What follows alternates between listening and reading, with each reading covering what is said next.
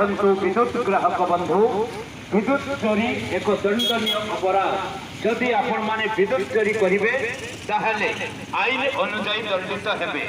विद्युत चोरी को धरिबा पाई एक स्वतंत्र टीम गठन करिछि, जो माने कि दिवा रात्रि विद्युत चोर को धरिबा ड्यूटी करि अछंती। तेणु मोर विद्युत ग्राहक माने सावधान रहतु। सावधान सावधान सावधान सावधान सावधान। काम करने वालों को अब याद